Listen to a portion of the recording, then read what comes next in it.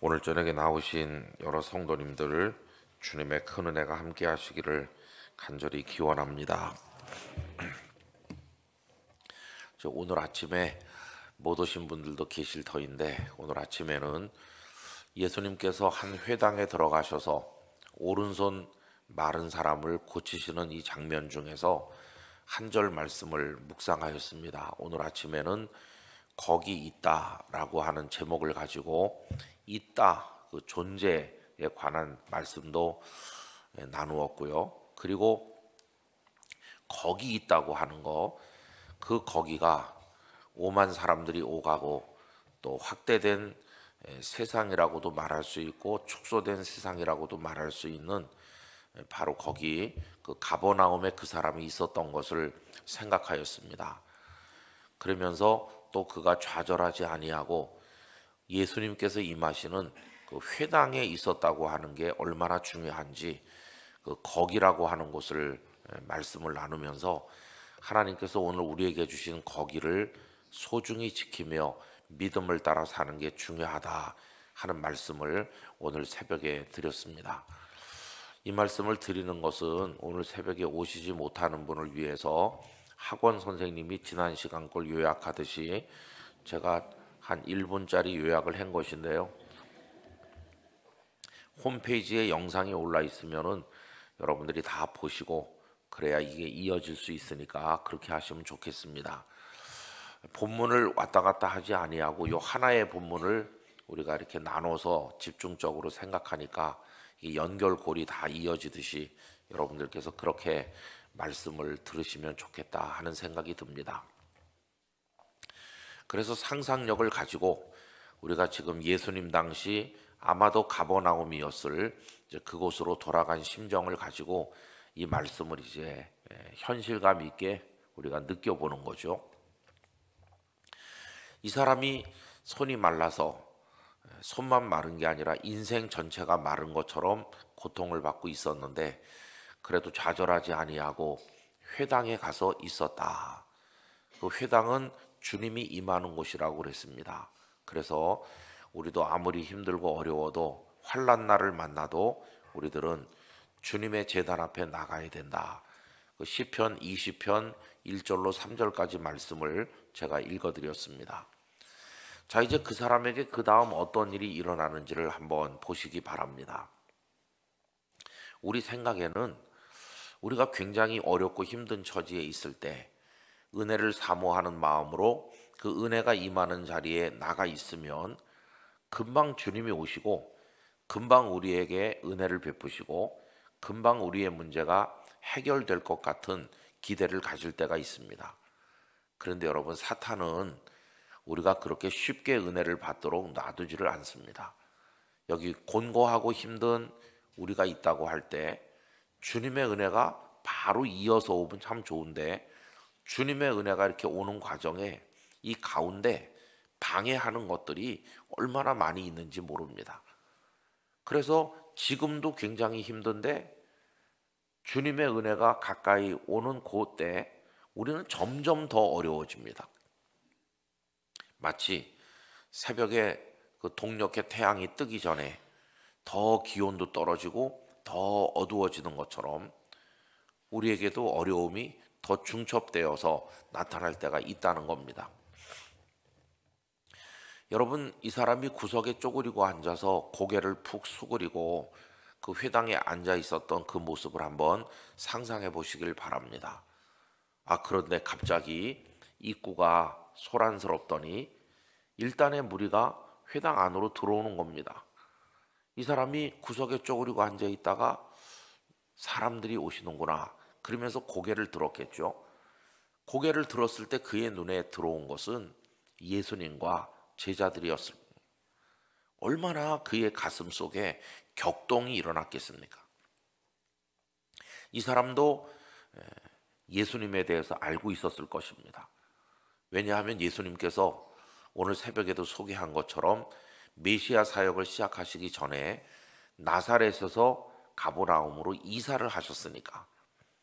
더군다나 예수님은 가버나움에 이사하신 이후에 조용히 계신 분이 아니시고 온 동네 다니시면서 사람들에게 말씀을 가르치셨고 갈릴리 이 동네 저 동네를 오가시면서 하나님 나라를 선포하셨기 때문에 이미 예수라고 하는 이분을 모르는 사람이 없었을 겁니다. 더군다나 예수님을 보필해서 다니는 제자들, 그 베드로와 안드레, 야고보, 요한 같은 이들은 다 그들이 익숙하게 아는, 베드로도 그 가버나움 사람 아닙니까? 그러니 오며 가며 다 이렇게 알고 있었을 겁니다. 그러니까 예수님께서 그 제자들과 함께 회당 입구에 나타나신 그 순간 이 사람은 예수님이시다, 이걸 금방 알았을 겁니다. 금방 아는 순간 이 사람의 마음속에 큰 기대와 설렘이 일어났겠죠. 왜냐하면 저 예수 선생님은 엄청난 능력을 행하셔서 나보다 더 중해 보이는 환자들도 고쳐내셨고, 심지어는 회당장 야이로의 딸 죽었는데 살려내신 엄청난 능력의 주님이신데, 그 주님이 지금 내 면전으로 가까이 오시는구나. 얼마나 가슴이 뛰었을까요? 여러분, 특히 거기 7절 말씀, 오늘 읽은 말씀을 다시 한번 보시면, 서기관과 바리새인들이 예수를 고발할 증거를 찾으려 하여 안식일에 병을 고치시는가 엿보니, 그랬죠. 지금 이 사람이 그 회당 안에서 아주 뜨거운 초점이 되고 있는 겁니다. 바리새인과 서기관들이 이 사람을 다 주목해보고, 또 그러다가 예수님을 보고, 예수님을 보다가 또 이 손 마른 사람을 보고 그러는 거죠. 그 이유는 그 6절 끝에서 우리가 느끼는 바가 있지 않습니까? 회당에 들어가사 가르치실세 거기 오른손 마른 사람이 있는지라. 그러니까 예수님께서 회당으로 들어오셔서 이미 예수님은 앞에 나가셔서 사람들을 가르치시고 계신 거예요. 근데 예수님의 시선이 저 구석에 머리 숙이고 있는 그 사람에게 와서 닿고 있는 거예요. 예수님이 그 회당에 들어오셨을 때부터 벌써 이 사람의 마음은 뛰기 시작했는데, 예수님이 오셨구나, 저 예수님을 오늘 내가 만날 수만 있다면 내 병을 고칠 수 있을 텐데, 이런 간절한 기대를 가지고 있는데 예수님이 앞에 나가셔서 사람들을 가르치시는 겁니다. 그러면서 그 주님의 따뜻한 시선이 자신에게 다가올 때마다 이 사람이 얼마나 감격했겠습니까? 주님이 나를 보고 계시다, 주님이 내게 주목하시는구나, 나를 뚫어지게 쳐다보시는구나. 여기 지금 오른손 마른 사람이 있는지라라고 하는 것은 저는 주님의 시선을 의미한다고 생각합니다. 단지 그 사람이 거기 존재한다는 뜻이라기보다는 그걸 넘어서서 주님께서 그 사람에게 주목하기 시작하셨고, 관심을 갖기 시작하셨고, 사랑하기 시작하셨다. 여러분, 우리가 세상을 살면서 누구의 시선을 받는가 하는 것은 정말 중요한 것입니다. 우리가 젊었을 때 여기저기 섞여서 다니면서 이렇게 하는데, 어떤 사람이 나를 계속해서 주목할 때 그 시선이 가져오는 축복은 대단히 놀라운 것이죠. 나도 그 사람을 사랑의 눈으로 바라보는데 그 사람도 나를 사랑의 눈으로 바라보면서 이 시선이 서로 얽힌다고 생각해 보세요. 그때 두 사람 사이에는 그 사랑이 오고 가면서 아름다운 이야기가 만들어지는 거잖아요. 여러분, 예수님이 지금 육안으로 보이지 않지만 저는 예수님께서 모든 상황 속에서 우리를 따뜻하게 보고 계시다고 생각합니다. 우리를 보고 계신 것이죠. 안 보시는 것 같은데 보고 계시는 것이죠. 다른 데를 보시는 것 같지만 우리를 보고 계신 것이죠. 여러분, 예수님의 우리를 향한 그 시선을 늘 예민하게 느끼실 수 있길 바랍니다. 세상은 나를 외면해도 예수님은 나를 바라보신다. 그럼 이제 내가 할 일은 뭐냐 하면 나도 눈길을 들어서 주님을 바라보는 것입니다. 간절히 사모하는 것입니다. 주님은 은혜를 베풀기 위해서 우리를 사모하시고 우리는 은혜를 얻기 위해서 주님을 사모하는 것입니다. 이게 서로 얽힐 때 주님과 우리 사이에 연결 통로가 만들어지는 것이고, 그 주님을 통해 놀라운 아버지 하나님의 사랑과 능력이 우리에게 임하는 것입니다. 여러분, 저는 신앙생활이라고 하는 것은 뭐 교회 다닌다, 교회에서 무슨 직분을 맡는다, 봉사를 한다, 예배 참여해서 찬송가를 부른다, 어떤 그렇게 눈으로 보여지는 행위에 있는 게 아니라 궁극적으로는 주님과 우리가 마주 보는 것이라고 생각합니다. 시력이 좋질 않아서 주님이 또렷이 안 보일 수도 있어요. 그러나 하나님의 성령께서 영안을 밝혀주시면 주님을 또렷하게 볼 수 있을 것입니다. 그 전에는 우리 눈에 들어오는 게 너무 많았죠.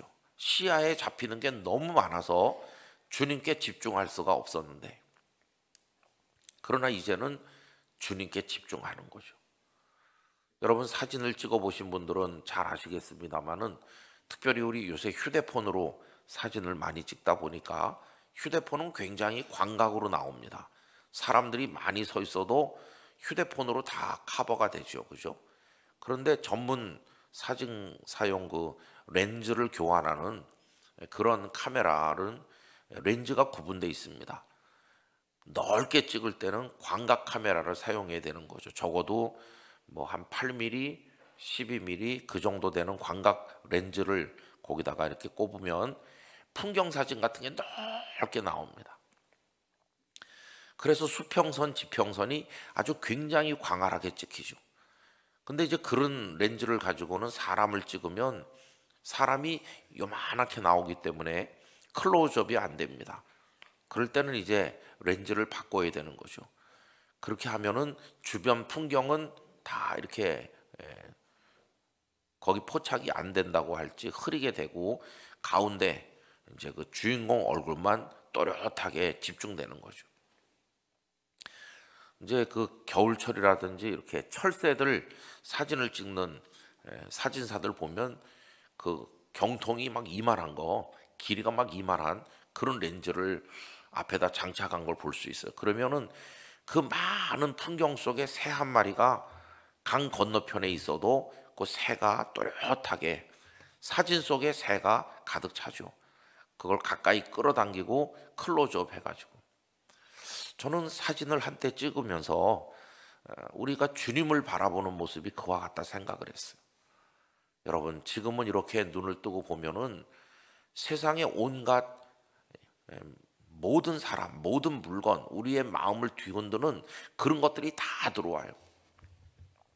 그래서 안목의 정욕이라고 하는 말이 있습니다. 안목의 정욕은 눈으로 무엇인가를 보면 우리 마음속에 욕망이 자극을 받는 거, 그래서 범죄하게 되는, 욕심이 잉태하면 죄를 낳는 건데, 뭔가를 눈으로 봤을 때 내 마음속에 욕망이 꿈틀거려 가지고, 정욕이 꿈틀거려서 결국은 죄를 범하게 되고, 그 죄는 우리를 사망으로 인도하게 되는, 이게 무서운 연결고리죠. 이 안목의 정욕은 무서운 것입니다. 저는 그래서 우리가 기도해야 된다고 생각하는데, 세상에 더럽고 추한 모든 게 우리 눈에 다 들어오는 거, 그래서 우리 마음을 산란하게 만들고 힘들게 만들고 욕망에 끌리게 만드는데, 여러분, 이런 걸 다 차단해 나갈 수 있어야 되는 거죠. 그리고 우리 눈에 주님만 보여야 되는 거죠. 주님이 클로즈업 돼가지고 세상도 나도 간 것 없고 구속한 주만 보이도다.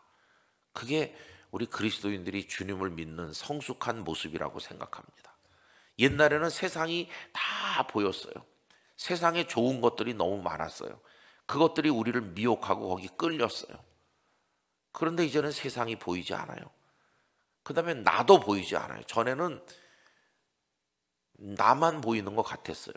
내가 잘난 것 같고, 내가 우주의 중심인 것 같고, 내가 모든 것을 결정해야 되는 것 같고, 내가 손해볼 수 없는 것 같고, 전부 나 중심으로 그렇게 살았었는데, 어느 순간이 되니까 세상도 나도 간 곳이 없고 구속한 주님만 보이는 거예요.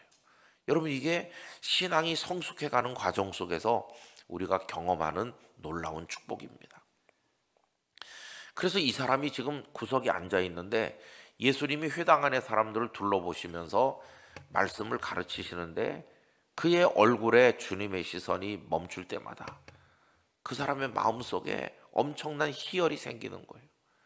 아무도 나를 저렇게 따뜻한 눈으로 바라보지 않았는데, 저주받은 자처럼 나에게 냉대의 시선을 건넸는데 저분은 나를 따뜻하게 응시하는구나.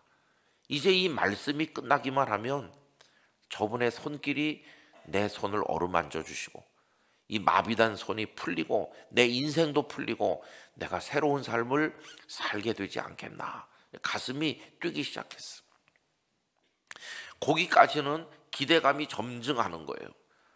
오늘 내가 큰 은혜를 받는다. 이런 기대감이 지금 끌어오르고 있는 거죠. 근데 여러분, 아까 말씀드린 것처럼 은혜가 그렇게 쉽게 오질 않아요. 왜냐하면 주님의 은혜가 오는 곳 사이에 사단이 은혜를 받지 못하도록 방해하기 때문이에요. 그 사단이 방해하는 시간 동안에는 해 뜨기 전에 점점 어두워지고 추워진다고 드린 말씀처럼 더 어려운 상황이 오는 거예요. 여러분, 그 고비를 잘 넘겨야 은혜로운 아침 태양을 맞이할 수 있는 것입니다. 그 고비를 잘 넘겨야 돼요. 지금 이 사람에게는 무엇이 고비일까요? 주님의 이런 따뜻한 시선이 그에게 닿는 것만 있는 게 아니라 방금 전에 7절에서 읽은 것처럼 거기 서기관들과 바리새인들의 시선이 그 사람의 얼굴을 핥히고 지나가는 거예요. 여러분, 7절은 뭐라고 말합니까? 서기관과 바리새인들이 예수를 고발할 증거를 찾으려 하여 안식일에 병을 고치시는가 엿보니, 여기서 병은 누구의 병이겠어요? 바로 이 사람의 마른 손을 의미하는 거예요. 이 사람들도 알고 있습니다. 지금 우리 회당 안에 저 평소에 예수가 불쌍히 여긴 그런 연약한 사람이 한 명 있다. 저 손 마른 사람이다. 저 예수가 평소에 했던 그런 행동으로 미루어 보면 오늘도 저 사람을 그냥 두고 가진 않을 것이다. 반드시 저 예수 선생은 저 사람을 오늘 치료할 것이다. 그래서 예수님의 얼굴을 한번 쳐다보고 그 손 마른 사람의 얼굴 한번 쳐다보고 서기관과 바리새인들의 시선이 양쪽으로 오가면서 쏘아보고 지켜보고 있는 거죠. 여러분, 이날이 문제가 되는 이유는 안식일이지 않습니까?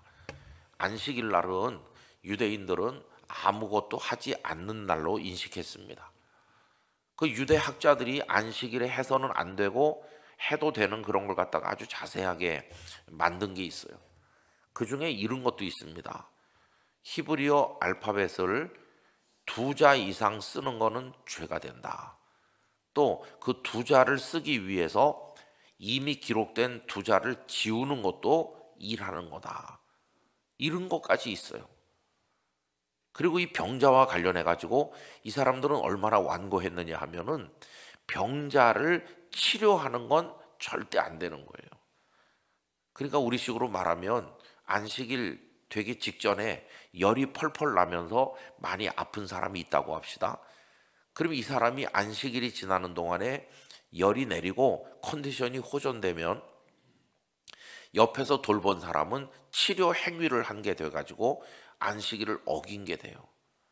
그래서 옆에서 돌보는 사람은 이 사람이 호전되게 하면 안 돼요. 그냥 안식일 전에 컨디션이 그대로 유지되게 해야 돼요. 이렇게 우스운 법이 어디 있습니까? 그런데 그 치료도 일이니까 절대로 환자를 고치면 안 되는 거죠. 근데 지금 이날이 안식일이니까 예수님께서 그 사람을 온전케 하신다면 안식일 규칙을 어기는 죄를 범하는 거죠. 지금 벌써 이 서기관과 바리새인들은 예수님을 고발할 증거를 찾기 위해서 혈안이 되어 있는 중인데 딱 예수님께서 걸려들기 좋은 그런 상황이 펼쳐져 있는 겁니다. 여러분이 서기관과 바리새인들에 대해서 우린 복음서를 읽으면서 그냥 하도 많이 읽다 보니까 그저 그런가 보다 생각하지만 이 사람들은 대단한 사람들이에요. 학자들이 연구한 걸 보니까요, 예수님께서 사셨을 때 그 지중해를 호수처럼 품고 있었던 로마 제국, 거대한 제국의 인구가 얼마나 되었을까? 흥미진진한 그런 거 아닙니까? 근데 보니까 지금 우리 대한민국 인구 정도인 것 같아요. 한 5천만에서 한 5,500만 정도로 추정하더라고요. 로마 제국 전체가 그 정도 돼요. 그러면 우리가 흔히 성지라고 하는 그 팔레스타인 땅, 그러니까 가나안 땅이라고 우리가 불렀던 바로 거기, 그 지역 안에 저 위쪽으로는 헐몬산부터 남쪽으로는 네게부 사막이 있는 그 길쭉한 고기에 사는 사람은 얼마나 됐을까? 적게 잡는 사람은 한 50만 명, 많이 잡는 사람은 한 100만 명 정도로 추정하는 걸 보았어요. 여러분 참고로 사도 그 행전에 가면 고린도라는 도시가 등장하잖아요. 근데 바울 사도가 고린도에 가서 오랫동안 머물면서 교회를 세우는데 고린도는 굉장히 큰 도시거든요. 그럼 고린도 인구가 얼마나 됐냐면 그 도시 하나인데 한 50만 사는 걸로 추정합니다. 그러면 도시 하나에 50만이면 그 예수님이 사시던 팔레스타인 전체가 50만이라면 그게 거의 같은 거예요. 그러니까 그 고린도라는 도시는 요즘식으로 말하면 뭐 뉴욕이나 뭐 중국의 상해쯤 되는 거대한 메트로폴리탄이라고 말할 수 있는 거죠. 그때 인구가 생각보다 그렇게 많지 않으니까 그 정도 된다고 이제 추정하고 있어요. 자, 그러면 그 한 50만에서 100만 정도 되는 그 팔레스타인 인구 중에서 예루살렘에 사는 사람은 몇 명이었을까? 그건 좀 추정치가 차이가 있는 걸 봤습니다. 아주 적게 잡는 사람은 한 2만 명 예루살렘의 평상시 거주 인구를 추정했고 조금 많이 보는 사람은 한 7만 명 정도라고 생각했어요. 어쨌든 이렇게 팔레스타인 전체 50만에서 100만 명이 거주한다고 할 때 여러분 바리새인은 몇 명이나 됐을 것 같습니까? 바리새인은 많아야 8천 명 아니면 한 6천 명 정도였을 것이다. 이렇게 보더라고요. 그러면 여러분 60만 명이 거기 산다고 할 때 6천 명이 바리새인이라면은 100명 중에 한 명이 바리새인인 거예요. 바리새인이 그렇게 많은 게 아니었어요. 바리새인은 특별한 사람들이었습니다. 이 사람들은 마태복음 23장에 예수님께서 외식하는 서기관과 바리새인들이여 하면서 책망하실 거기 보면은 얼마나 철저하게 율법을 지켰는지 몰라요. 예수님 하신 말씀에 이런 내용이 있습니다. 바리새인들이 박하와 회향과 근체에 11조를 드린다. 근데 그래도 소용없다는 식으로 예수님이 책망하셨는데 이 박하와 근체와 회향에 11조를 바친다는 게 무슨 말일까요? 그것들은 어떤 향신료 같은 거, 양념 같은 거거든요. 근데 그런 부스러기, 작은 것에 대한 11조도 바친다는 거예요. 그럼 이제 우리식으로 말하면 이런 겁니다, 여러분. 내가 11조 생활 철저히 하고 있습니다. 아, 그래요? 그러면 어떤 식으로 하시고 계시나요? 그러면은 제가 한 달에 100만 원 월급 받거든요. 그래서 저는 월급을 받자마자 딱 10만 원을 하나님 앞에 드립니다. 저는 한 번도 어긴 적이 없어요. 야, 그 11조 정말 정성껏 하시는군요.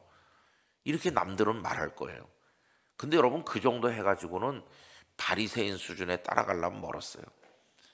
바리새인처럼 11조를 완벽하게 하려면 이렇게 하셔야 됩니다. 연포교회 성도들, 앞으로 누가 점심 먹으러 가자 따라가셨더니 그분이 10,000원짜리 짜장면을 사줬다고 해보세요. 그러면 1,000원을 바치셔야 되는 거예요. 짜장면 얻어먹은 것에 대해서도 11조를 바쳐야 되는 거예요. 누가 나한테 커피 사 먹으라고 쿠폰을 하나 싸줬다. 그 쿠폰이 케이크 하나랑 커피 한 잔이랑 10,000원짜리다. 그러면 그 1,000원 그거 바치셔야 되는 거예요. 그러니까 이제는 수첩을 가지고 다니면서 누가 껌 하나 주걸랑 그거에 대해서도 계산해 가지고 11조를 내야 되는 거예요. 그 정도로 철저하게 했다는 거예요, 바리새인들이. 그러니까 여러분 바리새인들은 보통 사람들이 아니에요. 그 복잡한 길거리에서 어떤 사람이 걸어가다가 바리새인을 만나면은 좀 상대방을 더 많이 존경하길 원하는 사람들은 그냥 이렇게 고개를 숙여서 인사하는 정도가 아니라 바리새인 앞에 무릎을 꿇기도 했다고 그래요. 일반 보통 사람들은. 이분들은 하나님이 보내신 사람이다. 우리와는 다르다. 모세 율법을 철저하게 지킨다. 이 바리새라는 말은 파라시라고 하는 히브리어 단어에서 온 걸로 생각되거든요. 파라시는 아주 예리한 칼로 딱 자르는 걸 말합니다. 커트하는 거, 컷오프하는 거죠. 싹 자르는 거예요. 근데 그 당시에 예수님 모시기 전 한 400여 년 전 알렉산더 대왕의 그 그리스 세력이 그 지역을 다 지배했거든요. 그래서 소위 헬라 문화, 헬라의 문학, 헬라의 철학 이런 것들이 헬라의 라이프 스타일과 함께 막 뒤덮어 들어왔어요. 그때 바리새인들은 철저하게 그것들을 멀리했습니다. 유대인들도 헬라식 이름으로 바꾼 사람도 많고 헬라식 의복을 입으면서 헬라 문화에 동화돼 들어갔어요. 요즘식으로 말하면 한류가 다른 나라에 퍼져가는 것처럼 압도적인 힘으로 헬라 문화가 세상을 제패했어요. 여러분 나중에 이 헬라가 이제 쇠퇴하면서 로마 제국이 부상했습니다만은 사실 로마 제국은 실용적인 나라기 때문에 로마에는 철학이 없었어요. 그래서 도로를 닦는 데는 로마 사람들이 최고입니다. 모든 길은 로마로 통한다. 또 실용적인 법을 만드는 데도 로마 사람들이 최고였어요. 로마법을 만민법이라고 부르지 않습니까?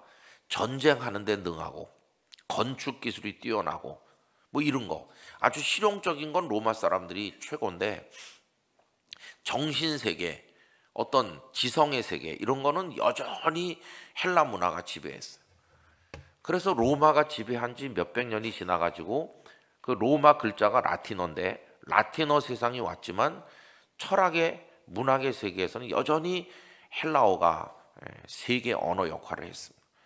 그래서 여러분 우리가 읽는 신약 성경도 라틴어로 기록된 게 아니라 헬라어로 기록됐죠. 대중들이 익숙하게 아는 코인의 헬라어로 기록된 게 우리가 읽는 신약 성경이거든요. 이런 것들이 막 넘쳐서 그 팔레스타인 땅으로 헬라 문화가 들어올 때 바리새인들은 철저히 그걸 멀리했어요. 그것들이 우리 율법을 지키는 하나님의 백성을 오염시킨다. 그렇게 대단했던 사람들이 바리새인들이에요. 그러니까 각 동네마다 어떤 도시마다 그 도시의 어떤 삶의 분위기를 장악하고 있는 건 바리새인들입니다. 바리새인 모임에서 모든 걸 결정하는 거예요. 그 주민들의 사생활 하나하나까지. 그 서기관들은 누굴까요? 서기관들은 또 바리새인들 중에서도 바리새인이라고 할 수 있는데 율법을 철저하게 배우고 연구해서 가르치고 그걸 또 설명하고 해석하는 그런 사람들이 서기관들이에요. 여러분 마태복음 8장에 보면 예수님께서 배를 타시고 건너가시려고 할 때 한 서기관이 나와서 선생님 제가 따라가겠습니다. 이렇게 말하는 내용이 나옵니다. 여러분 이건 파격적인 겁니다. 예수님의 제자들이라고 해봤자 그냥 어부들이거나 손가락질 받던 세리거나 뭐 다 그저 그렇고 그런 사람들이에요.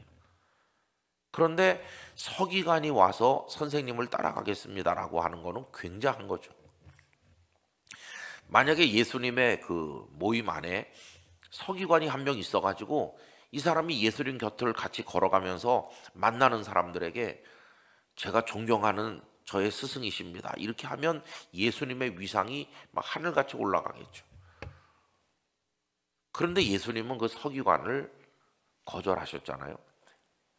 공중의 새도 또 여우도 다 자기들 나름대로 머물 곳 깃들일 곳이 있지만 인자는 머리 둘 곳이 없다. 그게 거절하시는 말씀이거든요. 그래서 여러분 서기관과 바리새인들이 그 당시에 그 사회에서 가지고 있었던 아주 막강한 위세 이제 그걸 우리가 이해해야 되는 거죠. 그래야 이 본문이 살아납니다. 지금 7절 말씀이 서기관과 바리새인들이 예수님과 이 사람을 견주어 보면서 싸늘한 시선으로 저 예수가 안식일에 이 사람을 고칠 건가 하고 지금 좀 다른 말로 바꿔 말하면 째려보고 있는 거예요. 고치기만 해봐라.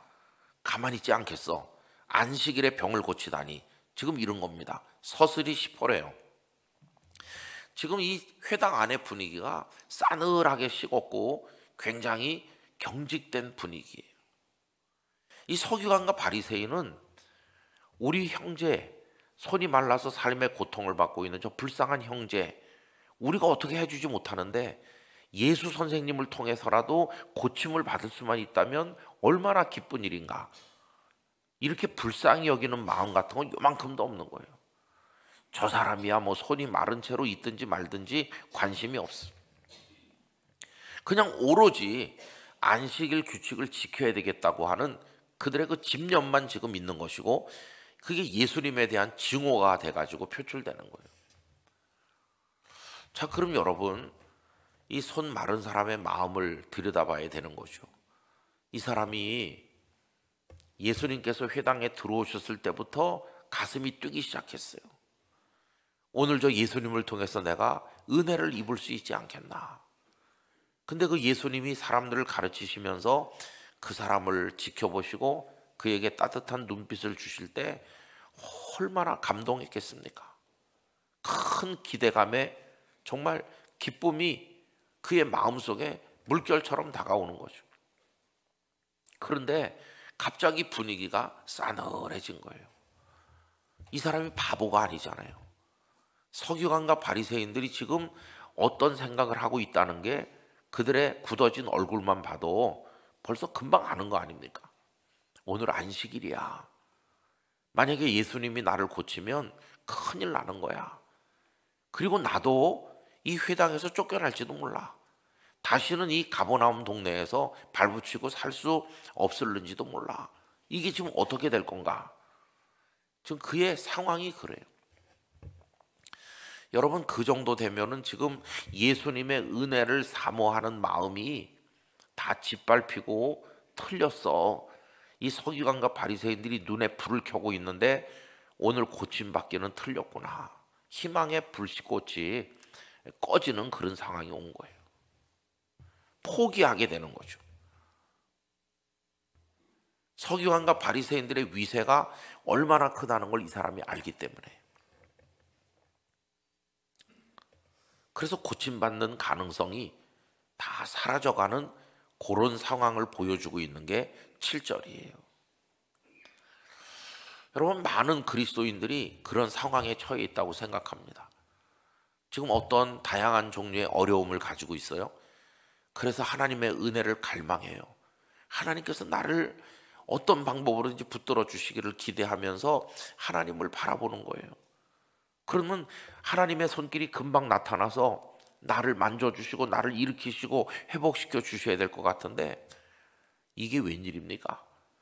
생각지 않았던 또 다른 어려움이 더 생기는 거예요. 더 생겨가지고 중첩돼요.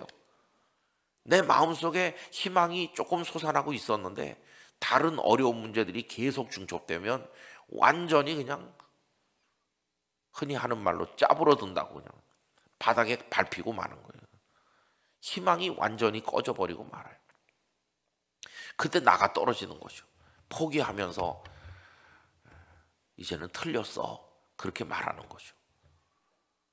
우리 연포교회 성도 여러분, 오늘 저녁에 제가 드리려고 하는 말씀은 그렇게 희망이 다 꺼져가고 생각지 못했던 다른 어려움까지 그 위에 와서 더 덮이고 쌓이면서 나를 더 못 견디게 나를 밑바닥에 내리누를 때 바로 그때가 하나님의 은혜가 임하기 직전이라는 것을 아셔야 된다는 것이. 오늘 저녁에 말씀의 제목을 기적의 전조라고 정했어요. 위대한 하나님의 기적이 일어나기 직전에 기적이 이제 곧 일어날 거야 라고 하는 그 하나님이 보내주시는 사인, 그 전조, 그게 뭐냐 하면 더 어둡고 더 고통스럽고 더 견딜 수 없는 최악의 상황, 포기할 수밖에 없는 상황, 그게 기적의 전조라는 것이.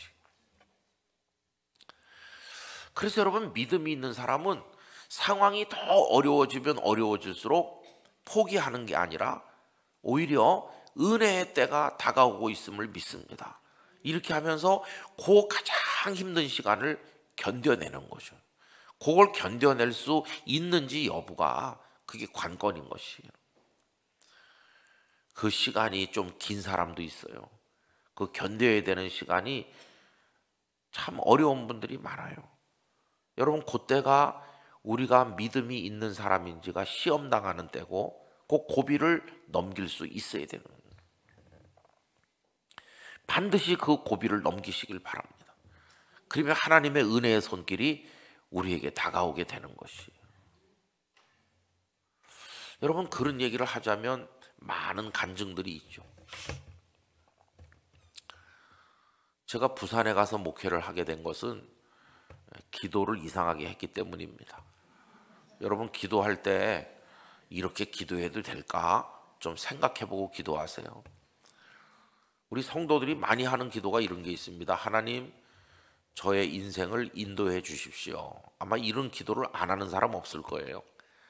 근데 그런 기도를 할 때 우리 마음의 전제가 뭡니까? 하나님께서 인도해 주시면 가장 좋은 걸로, 가장 아름다운 곳으로 나를 데려가셔서 나에게 먹이고 선물해 주실 거야. 이런 기대를 깔고 있어요. 그죠? 그런 기도를 드릴 때 하나님이 인도해 주시면 최상으로 풀릴 거야. 근데 여러분, 그렇지 않아요. 하나님께서 요셉의 인생을 인도하셨는데 요셉이 어떻게 됐습니까? 보디발의 집에 노예가 됐습니다. 우리는 자꾸만 성경을 그가 총리된 것에 초점을 맞춰서 읽어요. 그죠? 우리나라에서 제일 흔한 기독교인들이 많이 사용하는 이름 중에 하나가 요셉이라고 그래요. 저희 큰애 이름이 사라입니다. 근데 저는 사라라는 이름을 별로 안 좋아합니다. 왜 그러냐 하면 사라가 늙을 때까지 애도 못 낳잖아요. 그래서 우리 딸이 시집가서 애도 못 낳고 있으면 어떡하지? 그런 생각도 들기도 하고, 또 사라가 나중에 하갈하고 막 충돌해가지고 하갈과 이스마엘을 몰아내는 그 대목에 가면 아유, 왜 이렇지? 그런 생각이 들기도 하고, 또 하갈이 몸종이 돼가지고 아브라함의 아이를 낳으니까 얼마나 마음고생 많이 했어요. 저는 뭐 사라가 그렇게 매력적으로 보이진 않아요. 근데 저희 어머니께서 제 아내가 첫 아기를 딸로 낳으니까 이 애 이름은 내가 짓도록 하겠다 일방적으로 말씀하시고, 그래서 평소에 기도 많이 하는 저희 어머니가 대단한 이름을 지을 걸로 기대했지만 한 달이나 다 되도록 있다가 하시는 말씀이 사라라 하라. 그래갖고 사라라 했어요. 한자도 없고 그냥 한글 이름입니다. 근데 저희 애가 포항에 있는 한동대학교를 다니게 됐어요. 그래서 제가 이제 입학식에 갔는데 사라야 그렇게 부르면 여자애들이 여러 명 쳐다봅니다. 거기 박사라, 김사라, 최사라, 선교사님 자녀들이 많이 다니다 보니까 사라가 많아요. 근데 사라보다 훨씬 많은 게 요셉이에요. 여러분, 왜 부모가 아이를 요셉이라고 지었을까? 그거야 뭐 총리도 됐고 대단히 멋진 인생을 드라마틱하게 살았잖아요. 근데 그렇게 아이 이름을 요셉이라고 짓는 부모는 좀 생각해 봐야 됩니다. 왜 그러냐 하면 아이가 인신매매 당할 마음의 준비를 하고 있어야 되는 거예요. 소식도 끊어져 가지고 22년 동안 죽은 줄 알고 사는 그 고통을 감내할 수 있는 용기가 있을 때, 각오가 돼 있을 때 요셉이라고 지어야지 요셉이라고 지으면 큰일 나요. 부산 장신대학교에서 제가 강의할 때 이름이 예수라는 분이 있었어요. 함예수 목사님인데 지금은. 그래서 제가 그 함예수, 그때는 신학생일 때 어떻게 십자가를 질 각오가 됐냐고 그렇게 농담 삼아 물어보곤 했어요. 근데 여러분, 기도도 그래요. 기도도 나를 인도해 주세요 이렇게 하는데, 여러분, 이스라엘 백성들이 애굽에서 나와서 홍해 앞으로 갔잖아요. 좋은 길 놔두고 홍해 앞에 길 없는 곳으로 갔잖아요. 그게 모세가 방향을 잘못 잡아서 간 게 아니에요. 출애굽기 14장 1절을 보면 하나님께서 모세에게 명하셔서 그쪽으로 가게 하신 거예요. 하나님의 인도 너무 좋아하시면 곤란합니다. 길 없는 곳으로 데려가실 때도 있어요. 길 없는 곳으로. 저도 이제 하나님 앞에 이렇게 기도했어요. 하나님, 제가 신학생이 됐습니다. 저를 인도해 주세요. 근데 이제 교육전도사, 부목사 해야 될 텐데 제가 이렇게 약속드리겠습니다.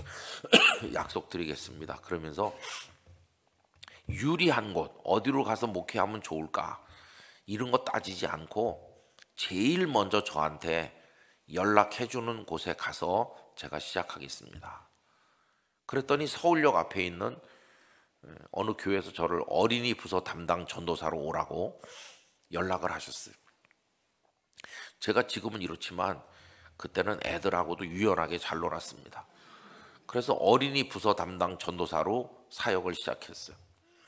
그래서 청년들하고도 지나고 뭐 이렇게 여러 가지 하고 전임 전도사 돼서 성도님들 가정에 신방도 다니고 그러다가 이제 부목사도 되고 그랬는데 그 기도를 계속했어요. 그 기도를 이제 여기서 전도사를 했지만은 또 앞으로 뭐 부목사도 하고 여러 가지 할 거니까 제일 먼저 오라는데 가도록 하겠습니다.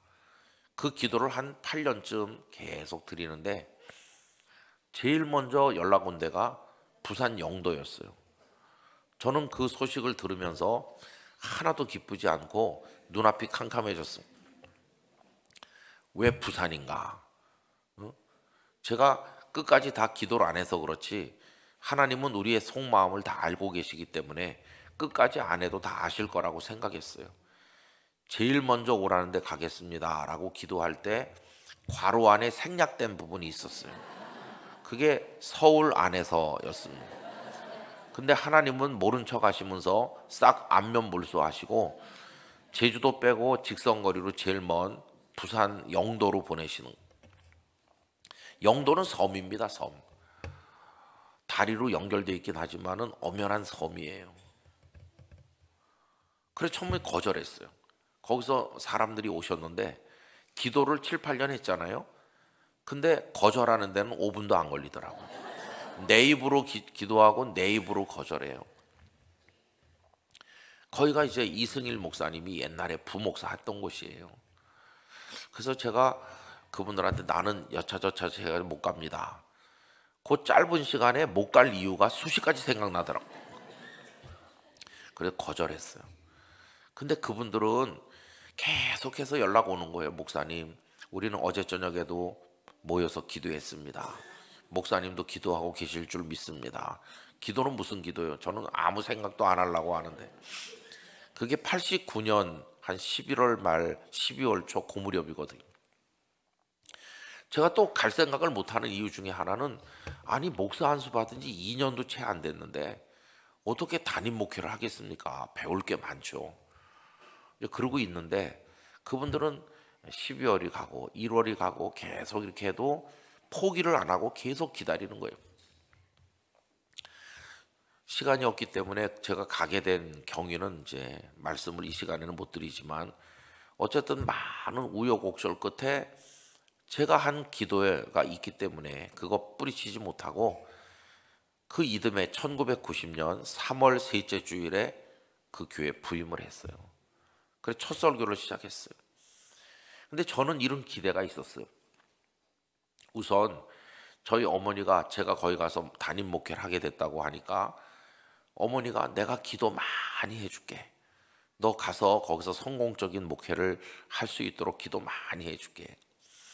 그래서 어떻게 기도하실 겁니까? 그랬더니 많은 사람을 보내달라고 기도하는데 구름대와 같이 보내주십시오.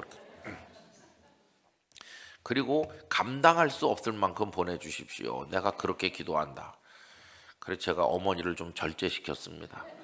기도도 상식 수준에서 해야지 감당 못하게 오면 그건 어떡하냐고. 감당은 해야지.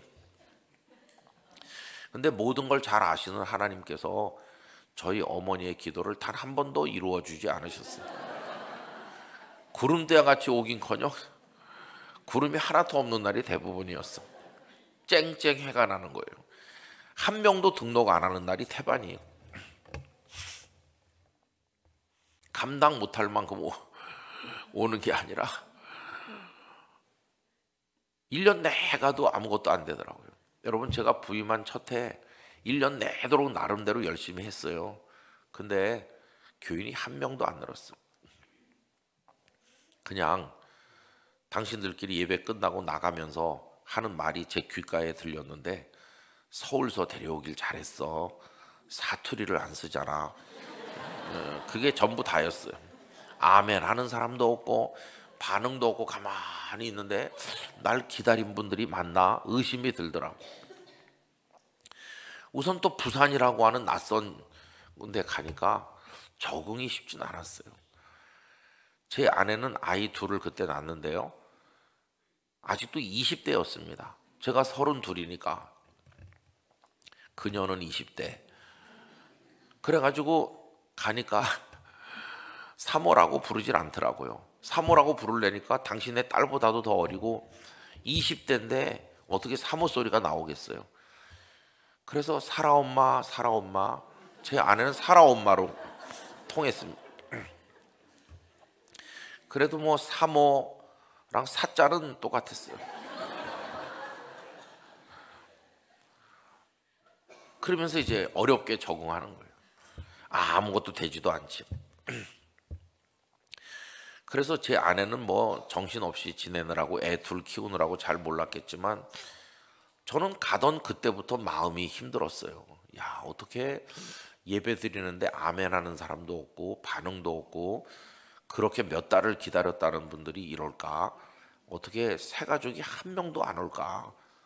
거기다 또 가보니까 섬이잖아요. 그래서 남자 교인들이 별로 없어요. 남자 교인들은 선원이 많은 거예요. 그래서 뭐 연안의 어선을 타든지 또 포클랜드 가는 그 원양 어선을 타든지 뭐 한진 해운 뭐 이런 거 타는 분도 있고, 하여튼 배 타고 나간 분이 많고, 남자 교인들이 있어야지 뭐 좀 할 수 있는데 주로 그냥 여성들 좀 계시고, 그래서 그게 힘들더라고요. 그 제 마음이 자꾸만 이렇게 오그라붙기 시작했어요. 그래도 기도를 했어요. 하나님, 저를 여기 보내신 뜻이 있을 거 아닙니까? 그때 제 마음은 그 몇 달 동안 마치 손 마른 사람 비슷해요. 아니, 어떻게 많고 많은 교회 중에서 이리로 보내셨을까? 근데 여러분, 그게 어려움의 끝이 아니에요. 하나님은 생각지 못했던 어려움을 거기다 더해 주시는 것 같은데, 마치 주님의 은혜를 얻기 직전에 더 캄캄해지는 것처럼 그런 상황이 뜻밖의 덮치는 거예요. 하루는 제가 나가서 있다가 이제 저녁 때 집에 오니까 제 아내가 하는 말이, 우리 작은 아기가 좀 이상하다. 그때 부산에 갈 때 태어난 거 1월 말에 태어났으니까 3월 달에 부임했으니까 이제 생후 한 2개월도 채 안 된, 한 달 반쯤 된 아기를 데리고 갔거든요. 그런데 아내 말이 이래요. 아기가 이상하다. 그래서 뭐가 이상해? 그랬더니 아기 머리가 좀 심하게 짱구라는 거예요. 그래서 제가, 아니 뭐 애들이 다 짱구지, 짱구는 머리가 좋다면서, 그러면 너무 걱정되면 자꾸 돌려 눕히라고, 바로 눕혔다가 또 뒤집어 놨다가 또 옆으로 놨다 이러면은 동글동글해진다고 어르신들이 그러더라. 얻어 들은 대로 아내한테 얘기했어요. 그랬더니 아내는 답답해 죽겠다는 식으로 저를 쳐다보더라고요. 근데 제가 이제 뭐 별로 대화가 안 되니까 저한테 말도 안 하고 아기를 들쳐업고 이제 동네 병원에 갔나 봐요. 소아과에 가서 우리 아기 머리가 짱구가 아닙니까? 좀 봐주세요. 그러니까 의사 선생님이 쓸데없는 걱정한다고 야단을 하면서 돌려 눕히라고 하더래요.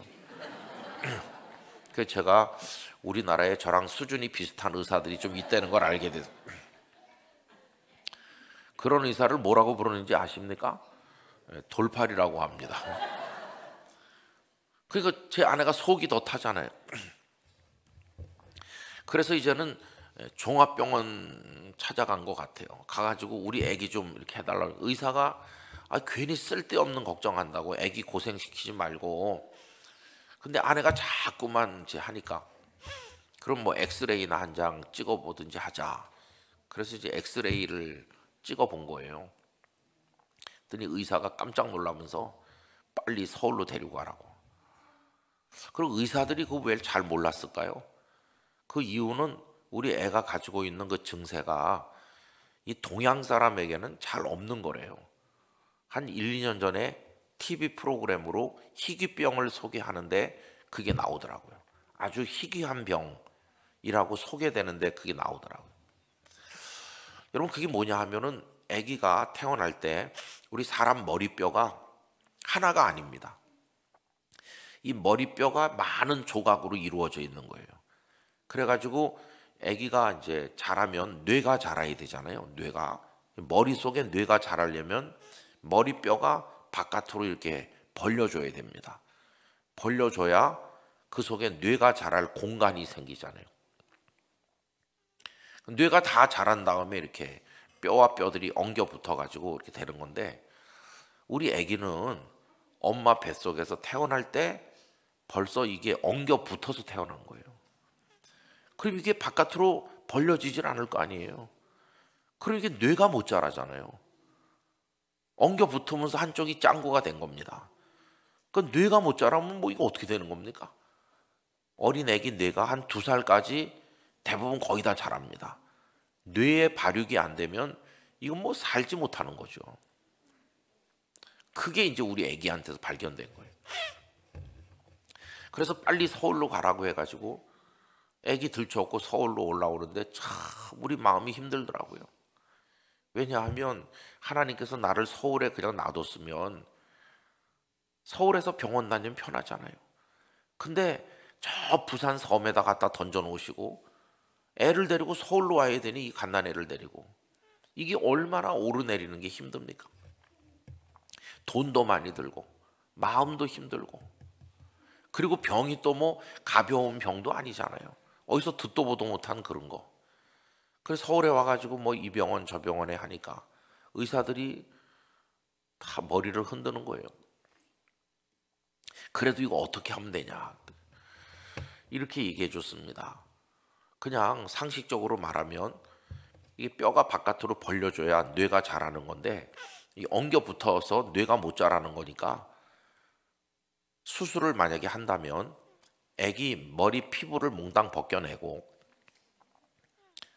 그 머리 뼈를 톱으로 조각을 내서 썰어가지고 그래서 그것들을 철사 같은 걸로 이렇게 구멍 뚫어서 얽어가지고 그래서 머릿속을 비게 만드는 거라고. 머릿속을 허공을 만들어가지고 머릿속에 그래서 시간을 두고 기다리면 뇌가 자라지 않겠나.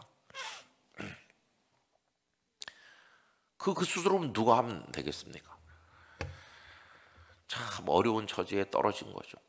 성도들은 우리가 몇 달을 기다려서 목사를 데려왔더니 이상한 아기를 데려와서 교회 큰 시험거리 된다. 성도들 매일같이 모여서 걱정하고 기도해주고 우리는 막 억장이 무너지는 것 같더라고요. 이걸 뭐 어떻게 해야 되겠어요? 그래서 제가 마음속으로 하나님 원망을 많이 했어요. 하나님 저를 여기 보내셔서 그럼 목회가 잘 되게 해주셔야지. 목회가 잘 되고 그래도 마음의 위로가 되고 용기가 생기도록 그렇게 해주셔도 시원치 않을 텐데 새 가족도 한 명도 안 오고 적응하기도 어렵고 그렇게 사는 도중에 아기까지 이렇게 되면은 하나님 어떻게 하시려고 이렇게 하는 겁니까? 진짜 여기 손 마른 사람이 서기관과 바리새인 때문에 절망하듯이 절망이 찾아오는 거예요. 근데 여러분 보세요. 그때가 하나님의 은혜가 임하는 직전이에요. 직전. 그때를 믿음으로 넘길 수 있느냐 없느냐가 그게 관건이고. 그래서 이제 우리는 기도하면서 하나님의 손에 맡겼고 저는 마음으로는 아기를 포기했어요. 이 아기를 어떻게 살려서 사랑구실하게 하겠나. 그랬더니 서울의 의사 선생님들이 이제 그런 수술을 해봐야 되는데 그럼 누가 하면 되냐 이거를 그렇게 물어봤더니 손재주 좋은 의사, 수술 재주가 뛰어난 의사가 해보는 수밖에 없겠습니다. 그래서 우리가 의사를 한번 그럼 추천해 주세요. 이렇게 했는데 누군가를 추천했어요. 근데 그때부터 하나님의 손길이 우리에게 닿는 걸 느꼈어요. 왜냐하면 서울에서 수술 잘하는 의사라고 추천될 정도 같으면 서울의 어느 유명 병원에 있어야 될 거 아니겠어요? 근데 이분이 이유가 뭔지 모르지만 최근에 부산으로 갔는데 그러는 거예요. 그분이 부산에 갔다는 거예요. 그래서 부산 어느 병원에 갔나 했더니 여러분 부산에 고신의료원이라고 아세요? 장기려 박사가 세우신 복음병원이라고 하는 거기 가 있다는 거예요. 참 그게 이상하죠. 우리 영도에서 이렇게 쳐다보면 바로 고신병원이 눈으로 보이거든요. 다리만 건너면 바로 그 병원이에요. 우리 교회에 있는 곳에서 다리만 건너면 고신의료원인 거예요. 제일 가까운 병원에 그 의사가 와 있는 거예요. 그 참 지금 생각해도 이해가 안 돼요. 그로부터 몇 년 후에 그 의사는 서울 백병원으로 옮겼습니다. 하나님께서 우리를 위해 보내셨구나 그런 생각이 드는 거예요. 그래서 이제 아기를 데리고 그분에게 갔죠. 그분에게 갔더니 제 아내를 쳐다보더니 너 누구 아니냐 이러는 거예요. 제 아내가 세브란스 병원 신촌 세브란스 병원에서 근무를 했었거든요. 이제 제 아내는 간호사였습니다. 그래서 그 수술실, 응급실 이런 데 있었는데 거기서 훈련받는 의사들이 이렇게 응급실, 내과, 외과 다 거치면서 이렇게 할 때 거기 병동 찬양대가 있었는데 거기서 이제 알게 된 사람인 것 같아요. 그래서 또 이렇게 친하게 알진 않아도 안면이 있는 그런 사람도 만난 거예요. 그랬더니 그분이 하나님께 맡기고 우리의 최선을 다해보자. 그래서 아기를 입원을 시켰어요. 그리고 온갖 검사를 다 했어요. 그게 6월 한 말쯤 됩니다. 수술 날짜가 7월 3일로 잡혔어요. 1월 달에 태어났으니까 1월 말에 났으니까 실제로는 지금 한 5개월 그 정도 된 아기죠. 그런데 7월 1일 날 미국에서 의사가 한 사람 그 병원에 부임했습니다. 성형외과 과장님으로 오셨어요. 근데 이분은 미국에서 10년 계셨던 분이에요. 근데 이분이 온 게 왜 도움이 되냐 하면은 서양 사람에게는 이런 일이 종종 있대요. 동양 사람에게는 잘 없어도. 그래가지고 이분이 부임해가지고 보니까 병원 안에 이상한 아기가 입원했다는 소문이 파다하잖아요. 이분이 그 소문을 듣고는 수술 집도의를 찾아와서 나도 같이 수술실에 들어가고 싶다. 내가 미국에 있을 때 그런 아이 수술하는 걸 2번 본 적이 있다. 하나님께서 태평양 너머에서 수술 이틀 전에 본 적 있는 의사를 보내준 거예요. 그래서 아침 7시에 수술실에 들어갔습니다. 요만하죠 뭐 아기가. 그걸 아침 7시에 들여보내고 하루 종일 수술실 바깥에서 있는 거예요. 어떻게 이런 일이 벌어지는 건가. 여러분 그날이 수요일이었는데 저녁 예배 시간이 다가와서 저는 교회 갔습니다. 설교를 해야 되는데 온 마음 다쳐 병원에 가 있고 나왔겠나? 살아서 나왔을까? 죽어서 나왔을까? 뭐 별 생각이 다 드는 거죠. 수요 예배를 마치고 달려갔더니 방금 전에 나왔다고 그래요. 그럼 12시간도 더 걸린 거죠. 왜 이렇게 오래 걸렸나 했더니 그 집도 의사가 하는 말씀이 이거 학회에 가서 보고를 해야 되는 사안이기 때문에 슬라이드 필름도 만들고 비디오 촬영도 하고 수술 과정을 다 이렇게 자료로 남긴 거예요. 그래서 오래 걸렸다는 거예요. 그리고 우리를 중환자실에 데려가서 유리문 바깥에서 아기를 이렇게 먼발치에서 보게 해줬는데 요만한 애가 죽었는지 살았는지 누워있는데 머리에는 붕대를 얼마나 많이 감았는지 자기 몸통만큼이나 머리가 커졌더라고요. 그러면서 그분이 목사님 내일 여기 부산 국제시장에 가면은 장난감 많이 파는 데 있는데 거기 가서 어린 아이용 오토바이 헬멧을 하나 사오시죠. 헬멧은 왜 필요합니까? 그랬더니 머릿속이 비어 있으니까. 애가 움직이다가 어디 부딪히면 꺼져 내려가서 허공이니까 머릿속 허공. 그럼 얘는 이제 끝장나는 겁니다. 그러니까 헬멧을 씌워서 이게 충격을 받아도 꺼지지 않게 보호해야 됩니다. 그래갖고 오토바이 헬멧을 몇 달을 쓰고 살았어요. 그러니 뭐 이게 참 기가 막힌 거죠.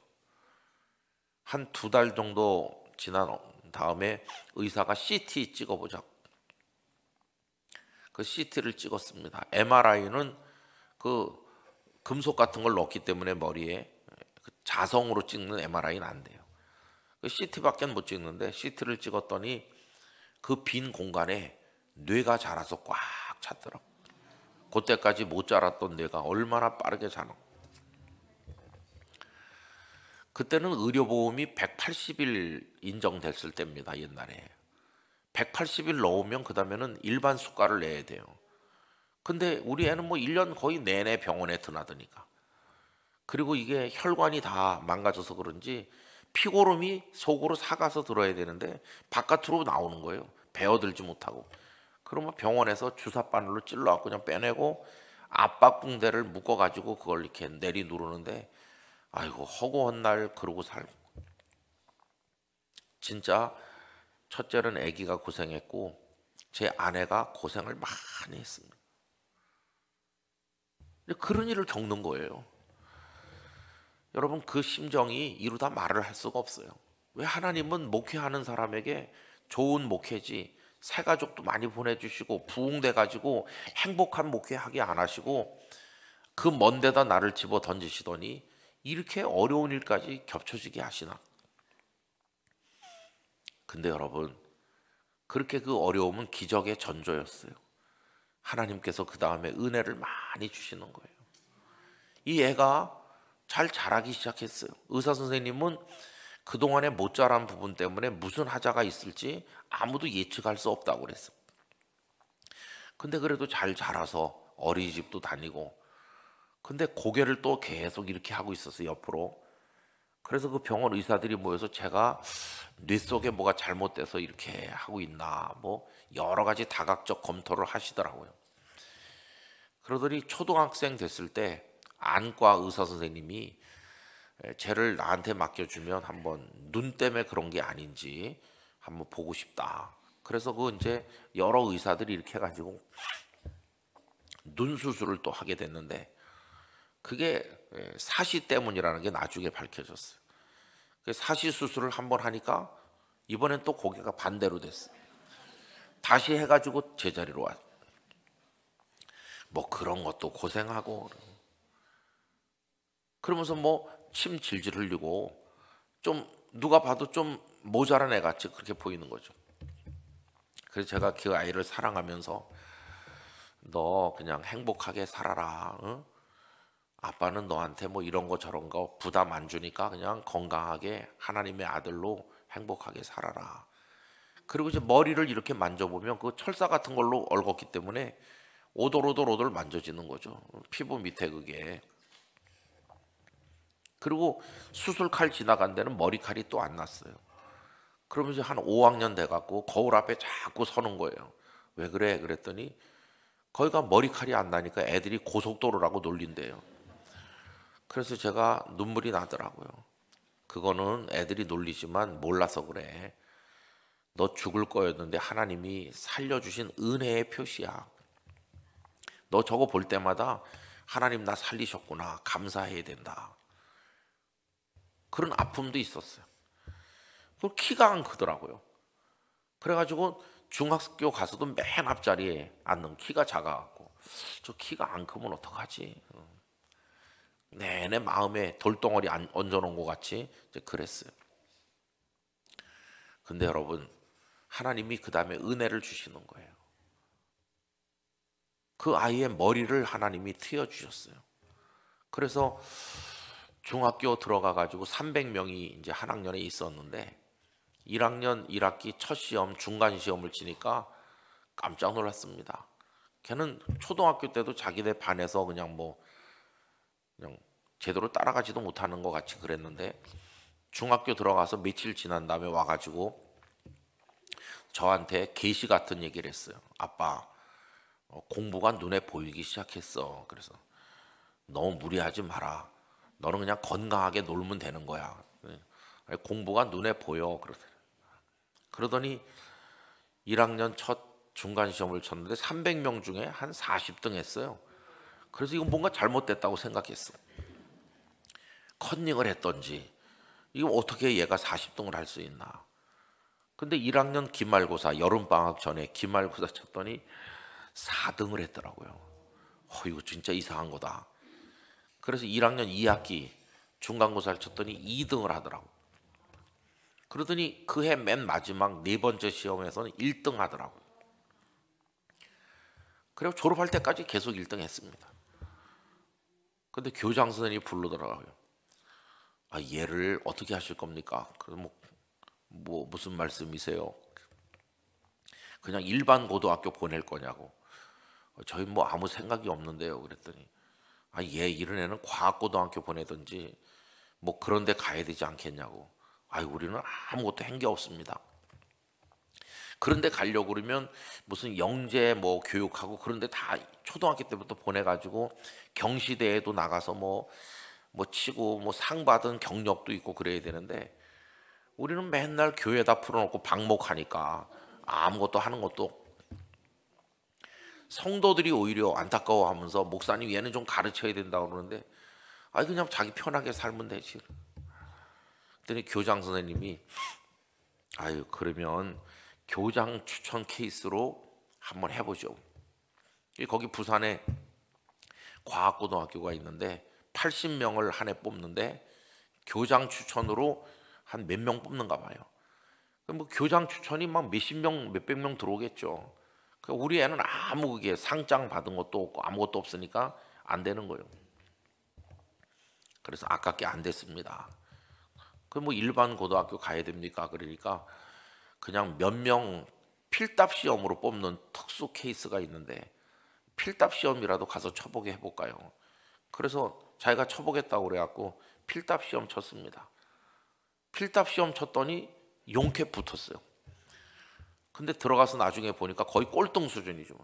거기 다니는 애들은 자기들끼리 벌써 무슨 이미 어디 다녔기 때문에 서로 다 잘 알던, 자기들끼리 다 알더라고. 우리 애만 어디다 꼬아다 놓은 것 같이 그렇게 이제 거의 꼴등 수준으로 이제 다 들어갔어요. 고등학교 때부터 기숙사에 살면서 키도 조그맣지 이건 어리버리해 보이지 참 걱정 많이 했어요. 근데 여러분 하나님께서 그 아이에게 지혜를 주셨어요. 바닥으로 들어갔는데 그래도 고3까지 안 하고 2년만 공부하고 대전에 있는 카이스트에 특별 입학을 했습니다. 시험 없이 그냥 무시험. 오히려 그 학교에 1등으로 입학한 애는 고3까지 해야만 갔어요. 근데 얘는 그냥 일찍 들어간 거예요. 그래 거기 가가지고 또 이제 공부를 하는 거죠. 7살에 곧 초등학교 들어갔으니까 남보다 1년 빠르고 고3 안 했으니까 1년 더 빠르고. 그리고 이제 그 카이스트에서 계속 공부하면 군대를 면제해 주거든요. 훈련만 한 달 받고.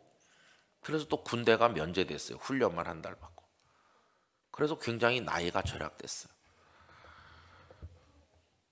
그래서 자기 앞가름을 하게 됐어요. 거기다 하나님께서 그 아이에게 특별 은사를 하나 주셨는데 연애의 은사를 주셨어요. 그래갖고 자기가 여자친구가 있다고 그래. 그래서 더 걱정이 되더라고요. 여자친구에게 머리를 들이밀어라. 그래서 그 여자친구로 하여금 네 머리를 만져보게 해라. 네 머릿속에 그 철사 같은 거 박혀있는 거 그거 만져보게 하고 네가 아기 때 무슨 어려움을 겪었는지를 다 알게 해라. 모르고 사귀는 건 속이는 거다. 네가 철사를 품은 남자라는 걸 다 알려주고 그러고도 사귄다고 그러면 사겨라. 다 말했대요. 자기가 아기 때 이렇게 저렇게 이렇게 저래갖고 지금도 여기 만져 그런다고. 그래갖고 장가도 들고 아들 둘도 낳고 작은 아기는 지난 12월 말에 태어났어. 우리 아들이 지금 울산에 살고 있습니다. 내일은 가서 만날 예정이. 우리 며느리한테 정말 고맙죠. 철사에 있는 남자한테 와가지고 아들을 둘씩이나 놔주고. 그리고 여러분 지금 키가 저보다 큽니다. 키가 저보다 훨씬 커요. 하나님께서 어느 날 막 자라게 하셨어요. 거기다가 정도 많아요. 그 자기 엄마가 아이고 우리 아들 이렇게 왔는데 반찬을 못했네 그러면은 서울에 다니러 오면 그럼 이렇게 말해요. 무엇을 먹느냐보다 누구랑 먹느냐가 중요하지. 그렇게 말해요. 여자의 마음을 녹여요. 저는 그 아들을 보면서 그냥 아들이 아니라 하나님의 은혜를 상징하게 하는 선물이다. 그런 생각이 듭니다. 이런 간증이 굉장히 많아요. 저희 집안에 제가 목회하는 과정 속에. 근데 여러분 다 공통점이 있어요. 평생을 가도 잊혀지지 않는 은혜 이야기들이 굉장히 많은데 이게 왜 평생 가도 잊혀지지 않을까? 그 은혜가 임하기 직전이 너무도 깜깜했기 때문에 그래요. 그래서 그 은혜가 정말 드라마틱하게 극적으로 다가온 거예요. 우리 연포교회도 예배당을 새로 지으셨지만은 저도 부산에서 예배당을 지었는데 IMF 때 짓게 됐어요. 동네 주민들이 예배당 못 짓게 공사장에 와서 들어놓고 그래서 공사를 1년 반이나 못하고 시간을 끌면서 재판을 계속하고 마지막에 승소했지만 아무 소용이 없어요. 법은 멀고 주먹은 가깝다고. 그래서 마지막에는 전투경찰이 버스 4대 와가지고 주민들을 격리시키고 나서야 공사장 울타리를 둘러쳤을 정도로 많이 어려웠어요. 돈도 없는데 사람도 몇 명 안 될 때. 그래가지고 빚에 빚을 진 상태로 공사를 시작했는데 IMF가 딱 오니까 이자가 19%까지 올라가는 거예요. 여러분 매달 한 4천만 원의 이자를 내야 돼요. 매달.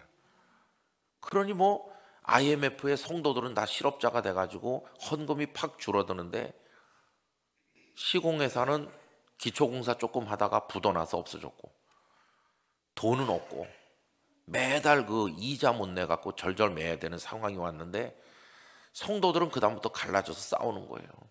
해법을 둘러싸고 의견이 다 달라요. 심지어는 장로님들이 성도들 앞에서 멱살을 잡고 싸우고 젊은 목사는 아무 경험이 없고 그런 지경을 맞이한 거예요. 정말 캄캄하잖아요. 이렇게 교회가 공중분해해서 없어지는구나. 새벽에 나와서 엎드려 있으면은 아무 생각도 안 나요. 이 교회를 어떻게 해야 되나. 정말 어려운 일을 많이 겪었습니다. 한 번은 장로님 한 분이 목사님 어디 찻집에서 좀 만나죠. 그리고 어느 호텔 찻집에 갔어요. 그랬더니 거기 다른 손님도 많은데 이 장로님이 막 끄어 그러면서 우는 거예요. 그러더니 한 10분은 우는 것처럼 오래 느껴졌습니다. 근데 여기서 뭘 꺼내서 놓는 거예요. 이게 뭡니까? 나는 교회를 살릴 수표라도 몇 장 들어있는 줄 알고 뭡니까? 그러니까 장로 사직서를 내는 거예요. 그래서 제 마음이 무너져 내리는 거예요. 제가 그래도 제일 많이 의지하는 장로님인데 장로 사직을 하면 어떡하? 내가 먼저 냈어야 될 걸 기회를 놓쳤구나. 목사 사직서를 먼저 냈어야 될 걸. 그래서 아무 할 말이 없어서 장로님 가서 밥이나 먹읍시다. 맨날 제가 얻어먹었는데 그날은 제가 가서 따뜻한 볶국을 한 그릇 대접했어요. 아무 말도 안 했어요. 그냥 볶국만 먹고 일어나면서 그거 다시 꺼내서 장로님 호주머니 속에 넣어드렸더니 뿌리치지 않고 가져가셨어요. 때로는 말보다 볶국이 능력이 있다는 것을 알게 돼요. 뭐 별일이 다 있었습니다. 별일이. 근데 여러분 어떻게 됐을까요? 그래서 부도나서 없어졌나요? 아닙니다. 하나님께서는 이자를 하루도 연체하지 않는 기적을 주셨고 뭐 교회 직원이 몇 명 안 됐지만 생활비 하루도 밀리지 않고 다 전도사님들에게까지 줄 수 있었고 뜻밖의 은혜를 입게 하시는데 당장 뭐 어떻게 할 수가 없으니까 제가 돈 빌리러 다녔어요.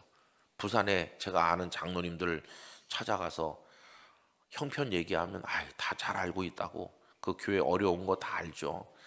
그래서 염치불구하고 왔는데 장로님 돈 좀 돌려주세요. 그게 하나님이 하신 거죠. 다른 교회 장로님이 저한테 한번 가니까 2억을 그 자리에서 주셨어요. 급한 불을 끄잖아요. 근데 2억 가지고는 얼마 못 버티잖아요. 또 다른 장로님 찾아갔더니 그분은 6억을 주시더라고요. 그 두 분이 다 정말 천사 같아요. 주시면서 부담 갖지 말고 일단 예배당을 어떻게 해. 어떤 분은 그냥 안 갚아도 좋다고 말하는 분도 있어요. 언제 봤다고 젊은 목사를 믿어주시면서. 그래서 급한 불을 끄고 예배당을 짓고 그분들 걸 제일 먼저 우리가 갚아드렸어요. 이런 얘기를 하자면 끝이 없어요.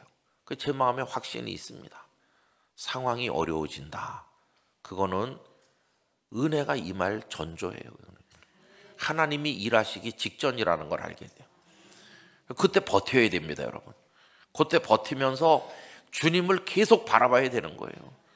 그랬더니 그 다음 절 8절에 내려가 보면 드디어 주님이 그에게 말씀하시는 거예요. 일어나 한가운데 서라, 이렇게 말씀하시는 거예요. 정말 극적인 이야기가 전개되죠. 그 얘기는 내일 새벽에 이어가도록 하겠습니다.